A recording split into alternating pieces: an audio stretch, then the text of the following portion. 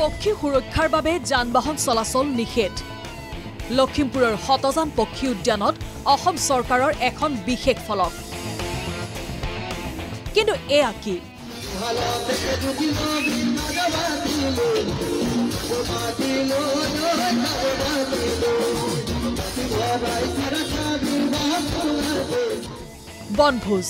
বনভোজ আকৌ সাধাৰণ মানুহৰ নহয় এই বনভোজ খুদ বিজেপিৰ একাংশ নেতা কৰ্মীৰ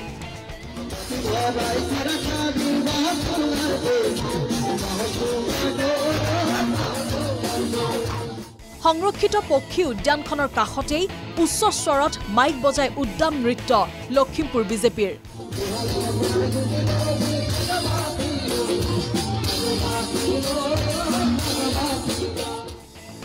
খুদ বিজেপিৰ একাংশ নেতা কৰ্মীয়ে নামানে চৰকাৰৰ এছপি তেন্তে সাধাৰণ ৰাইজলৈ বা থাকিল কি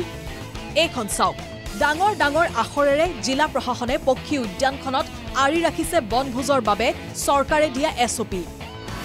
পক্ষী উদ্যানখনৰ কাষত শব্দ প্ৰদূষণ কৰি ভোজ ভাত খোৱা নিষিদ্ধ কৰিছিল জিলা প্ৰশাসনে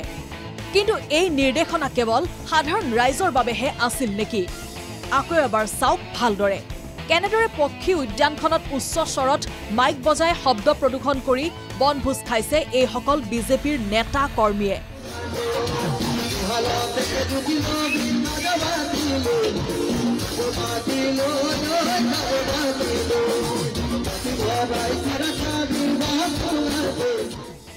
কেনেদৰে উচ্চ সংগীতৰ তালে তালে উদ্যান নৃত্য কৰি বিনষ্ট কৰিছে উদ্যানখনৰ পৰিৱেশ যাৰ বাবে নিজৰ ঠাই এৰি উৰি যাবলৈ বাধ্য উদ্যানখনৰ পক্ষীকুল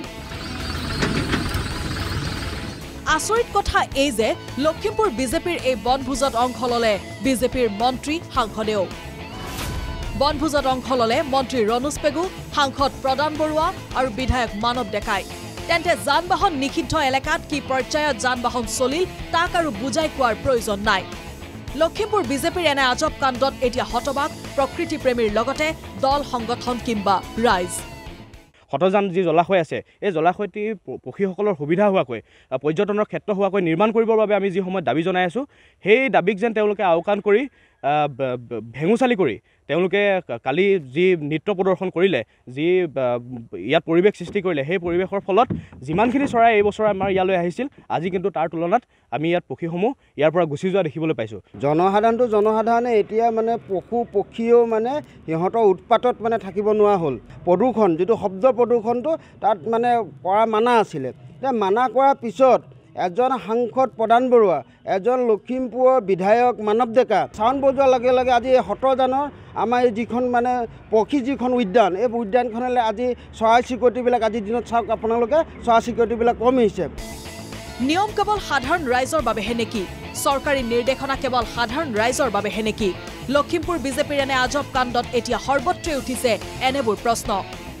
এই ক্ষেত্ৰত চৰকাৰে কি ব্যৱস্থা গ্ৰহণ কৰিব সেয়া হ'ব লক্ষণীয়